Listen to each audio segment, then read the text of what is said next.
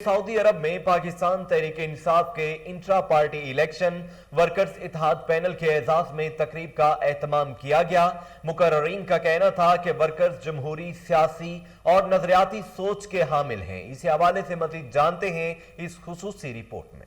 Saudi Darul रियाज में PTI रियाज city की जानब से मुनक्कदा तकरीब में मुकर्रिर ने कहा कि सऊदी अरब में पीटीआई एक फाल किरदार अदा कर रही है, जिसमें वर्कर्स इत्तेहाद पैनल ने इंट्रा पार्टी इलेक्शन में शानदार कारकर्दगी का मुजाहरा करते हुए कामयाबी को समेटा है।